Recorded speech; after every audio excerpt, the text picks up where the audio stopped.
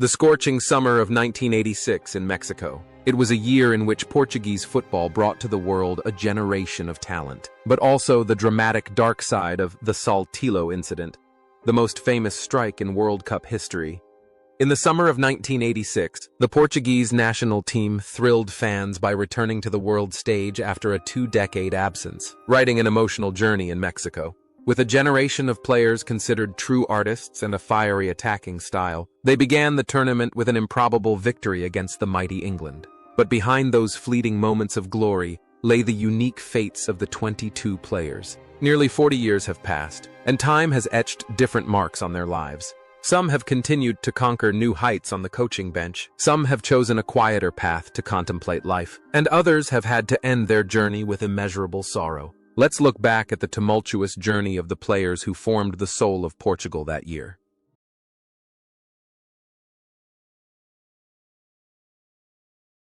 Augusto Inácio embodied composure and experience in defense. At 31, he was one of the unsung leaders, a reliable custodian on the left flank. Inácio's performance at Mexico 1986, despite the turbulent internal situation of the team, demonstrated absolute professionalism as he played the full 270 minutes of the group stage. He was not only a solid defender, but also set the tempo, providing cover for his younger teammates with the sharp tactical vision of someone who had tasted glory with FC Porto. After his summer in Mexico, Inácio's career continued to shine at club level when he won the European Cup with Porto in 1987. After retiring, he transitioned to coaching and achieved resounding success, most notably winning the national championship with Sporting CP in 2000, ending the team's 18-year trophy drought. Inácio's personal life is the image of a man dedicated to his profession, always maintaining composure and integrity. Most noteworthy is how the image of a silent hero on the pitch has mirrored his real life. He doesn't need glamour, but wherever he is, there is stability.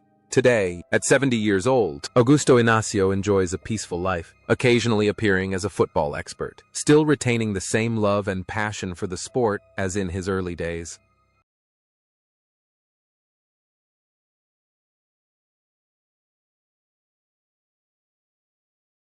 Carlos Manuel. At 28, he was the heart and soul of the midfield, a tireless engine with a powerful yet refined style of play. It was he who unleashed that thunderous long-range shot against England, securing Portugal's only victory in the tournament. Manuel's performance at the peak of his career showcased a fiery spirit, making every opponent wary whenever he had the ball in the midfield.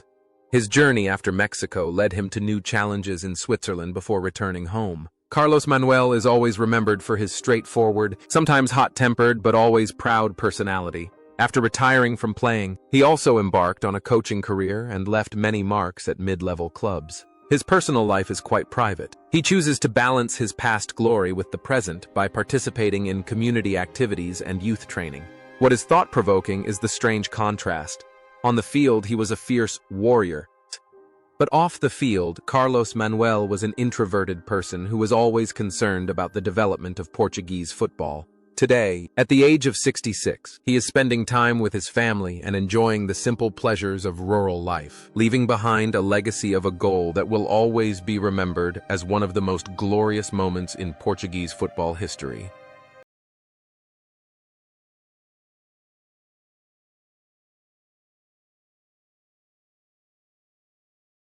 Antonio Oliveira, full name Antonio Henriques Jesus Oliveira, acts as a steel barrier in the defense. At 28 years old, he brings solidity and excellent situational awareness, playing the full 90 minutes in all three group stage matches. Oliveira was the unsung hero covering up for mistakes made by the attacking line. His playing style is not flashy but highly effective, based on abundant physical fitness and an unyielding fighting spirit that never gives up against any top striker. After retiring from football, Oliveira didn't choose the glamorous path under the spotlight, but instead shifted his focus to business and occasionally assisted with local football management. His life has been a peaceful flow, far removed from scandals and media attention. He built a stable family life where he could be himself after years of stress on the pitch. What's noteworthy is that the image of a loyal bodyguard on the field seems to have fully manifested in his real life, as he has always been a solid support for his family and friends. Today, at 67, Antonio Oliveira lives a peaceful life, occasionally attending exhibition matches of former players, rediscovering the runs of his youth, and reminiscing about a stormy but unforgettable Mexican summer.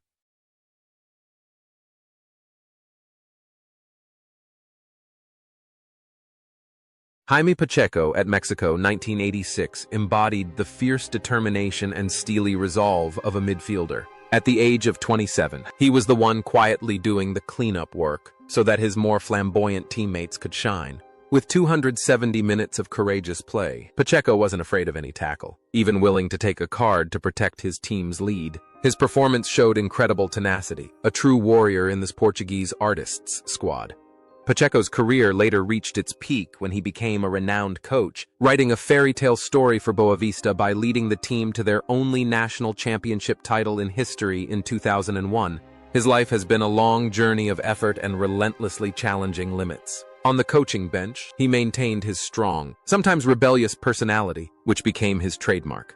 Off the field, Pacheco was a principled and extremely disciplined man. The link between his role as a cleaner on the pitch and his coaching life lies in his unwavering philosophy. Today, at 67, after coaching adventures in China and Egypt, Jaime Pacheco is taking time to rest, occasionally sharing his harsh yet effective football philosophies, which remain an unmistakable personality in the world of football.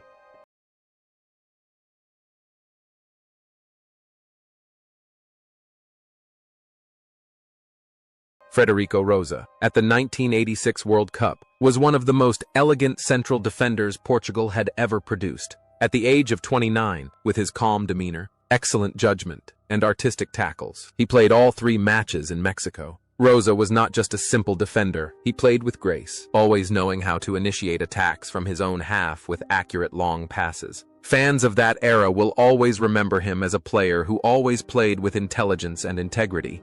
Rosa's career path is intertwined with his glorious years at Benfica and Boavista. After retiring, he chose a quiet life, away from the hustle and bustle of the media.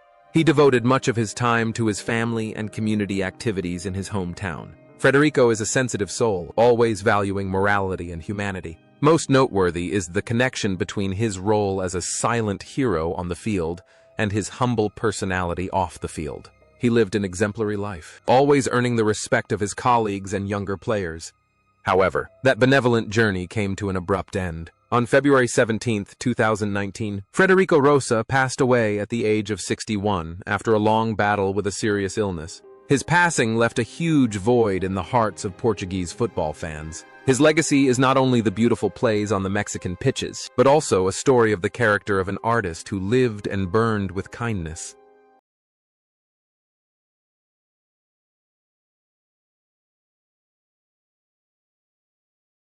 Antonio Sousa was the tempo setter for the Portuguese symphony. At 29, he was a flamboyant midfielder with millimeter-accurate passing. With 248 minutes on the pitch, Sousa left his mark with intelligent play and masterful tactical vision. He was the one who scored the historic goal against Spain at Euro 1984, and in Mexico, he maintained his brilliant form as a playmaker. After retiring from playing, Sousa transitioned to coaching and achieved considerable success at clubs such as Beira-Mar. His life was intertwined with enduring family values. His son, Ricardo Sousa, later became a professional player, following in his father's footsteps. Antonio Sousa is a sentimental man who always maintains the humility of a true artist. It's noteworthy that the image of a maestro connecting people on the pitch has carried over into real life, as he remains a link between his family members and the local football community.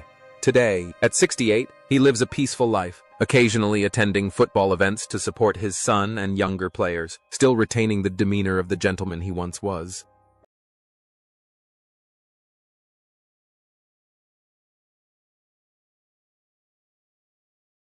Álvaro Magalhães, 25, was a youthful and enthusiastic force on the left flank for Portugal in Mexico. With 234 minutes of playing time, he demonstrated incredible speed and excellent attacking support. Álvaro was a quintessential modern fullback, always ready to break through and deliver dangerous crosses. His performance showcased a fearless spirit, making him a crucial piece in Coach José Torres's tactical scheme. His career after the tournament was marked by a string of brilliant successes at Benfica. After retiring from playing, Álvaro transitioned to coaching and has managed numerous teams. both large and small, in Portugal and abroad. His personal life is a constant interplay of passion and relentless effort. He is known for his straightforward, decisive personality and his unwavering defense of his players. The link between his blistering pace on the pitch and his tumultuous coaching career is his undying passion. Today, at 63, Álvaro Magalhães remains dedicated to his professional work, occasionally appearing on television as a sharp commentator, continuing to contribute to the development of modern Portuguese football.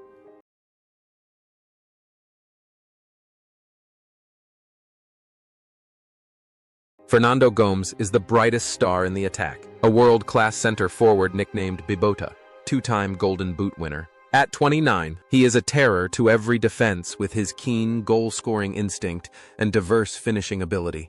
Although he only played 207 minutes due to tactical considerations and internal problems at Saltillo, Gomes's presence on the field always brought immense hope to Portuguese fans. He played with all the pride of a great goal-scorer.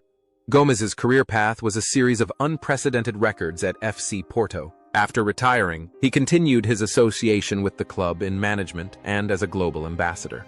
His personal life is a model of professionalism and unwavering loyalty. Gomes is a man who lives by traditional values, always respected for his noble character. He dedicates himself to social activities and is a spiritual mentor to many generations of young strikers. What is particularly noteworthy is the connection between his role as a killer on the pitch and his gentle, exemplary personality off the field. He is a living symbol of Porto's glory. However, that proud journey came to an end on November 26, 2022, Bibota.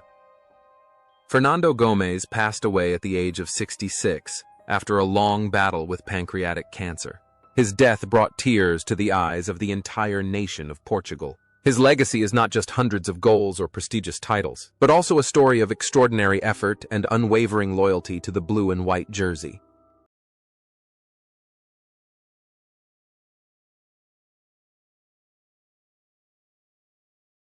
Diamantino Miranda, 26, was one of the most talented midfielders in that year's squad. With his tricky play, exquisite individual technique, and ability to score from unexpected situations, he contributed a crucial goal in the tournament. Diamantino played like a magician, always finding the smallest gaps in the opponent's defense to exploit. His performance in Mexico demonstrated a modern, unpredictable, and spontaneous approach to football. After the tournament, his career continued to flourish at Benfica before transitioning to coaching. Diamantino is a strong-willed, intelligent man who is always eager to explore new coaching methods. His personal life is intertwined with adventurous journeys at various clubs, from his homeland to Africa. He is known for living life to the fullest with passion, always maintaining optimism even in the most difficult circumstances. It's noteworthy that his role as a creator on the pitch seems to have carried over into his coaching career, as he always seeks to breathe new life into each team he manages.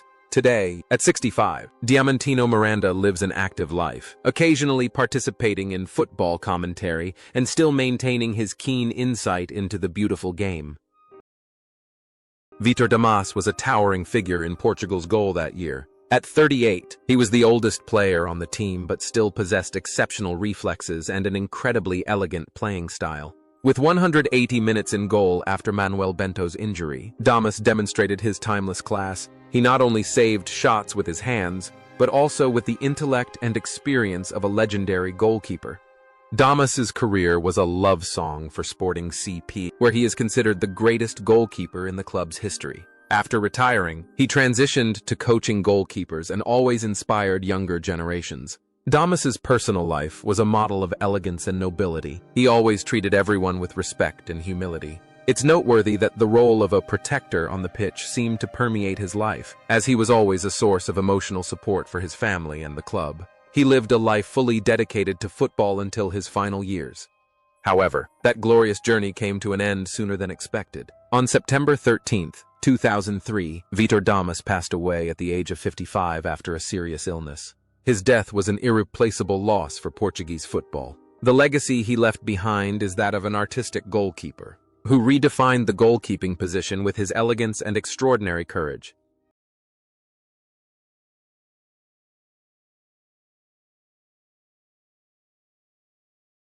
Antonio André, 28, was the strength and muscle of the Portuguese team in Mexico. With 161 minutes of intense play, he acted as a defensive anchor, preventing long-range attacks from the opposition. Andre isn't the flashy type. He takes on the hardest tasks, willing to sacrifice himself to protect the midfield. His performance showcased the tenacity and fighting spirit typical of an FC Porto player. Following his success in Mexico, his career became intertwined with Porto's era of dominance in Europe. After retiring, he joined the club's coaching staff and dedicated his time to nurturing the talent of his son, Andre, who later became a key player for Porto. Antonio Andre is a disciplined, reserved man who always acts for the team. It's noteworthy how the image of a dedicated worker on the field has carried over into real life, as he consistently works hard behind the scenes to support the success of his family and the club. Today, at 67, he lives a quiet life in Porto, occasionally appearing to cheer on his son, retaining the same resilience and unwavering spirit he had in his youth.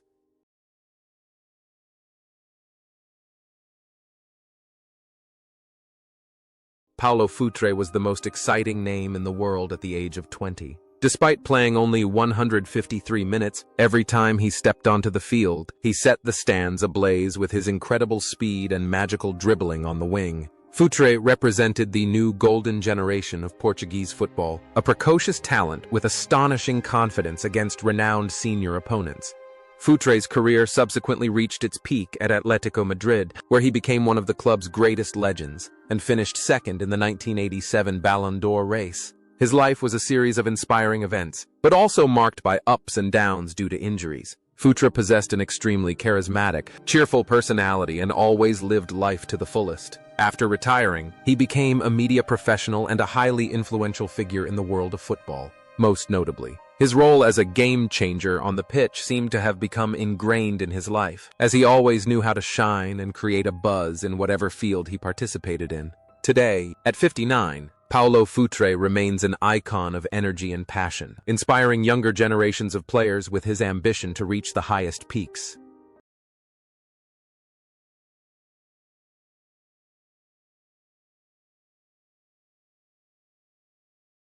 Jaime Magalhães, 23, brings youth and stability to Portugal's midfield. Playing 109 minutes in Mexico, he displayed a diligent style of play, always appearing at the right time to provide cover and distribute the ball. Jaime is a versatile, intelligent, and highly disciplined player who quietly executes the coach's tactical plans. His career was intertwined with the glorious years of FC Porto, winning countless major and minor titles, including the Champions League. After retiring from playing, he chose a quiet life, focusing on business and spending time with his family. Jaime is a modest, calm person, always loved by his friends for his sincerity. What is noteworthy is that the image of a silent hero on the field has fully manifested in real life, as he found happiness in the simplest things, far from the spotlight. Today, at 62, Jaime Magalhães lives a fulfilling life in Porto, occasionally meeting with former teammates to reminisce about a vibrant and proud youth. Manuel Bento entered Mexico 1986 as captain and #1 goalkeeper at the age of 37. Nicknamed Nino, he was a symbol of courage and unwavering reliability.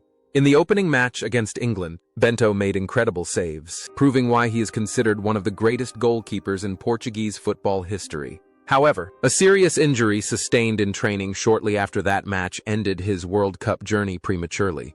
Bento's career was intertwined with his unwavering loyalty to Benfica for 2 decades. After retiring, he transitioned to goalkeeping coaching and remained deeply devoted to the club. Bento's personal life exemplified sacrifice and a warrior spirit. He possessed a great character, always putting the team's interests first. What is particularly noteworthy is how the role of a great goalkeeper on the pitch seems to have strangely influenced his life, as he consistently defended and upheld the traditional values of Portuguese football. However, that courageous heart stopped beating suddenly. On March 1, 2007, Manuel Bento passed away at the age of 58 after suffering a heart attack shortly after attending a club anniversary event. His passing left a deep sadness in the world of football. The legacy he left behind is a story of loyalty, resilience, and hands that once protected an entire nation.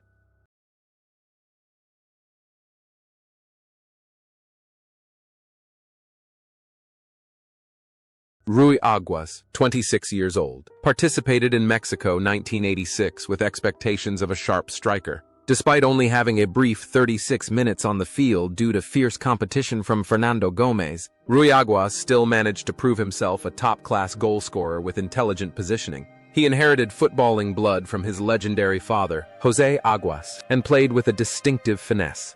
His career flourished after the tournament, playing for both Benfica and Porto, becoming one of the top scorers in the domestic league. After retiring, he pursued a coaching career, managing several teams in Portugal and the Cape Verde national team. Rui Aguas's personal life is intertwined with pride in his family tradition. He is a calm, knowledgeable individual who always maintains a professional demeanor. It's noteworthy that his role as an heir on the pitch has become ingrained in his life, as he strives to preserve and develop his family's football legacy to the fullest. Today, at 65, Rui Aguas remains actively involved as an analyst and coach, living a meaningful life with his family.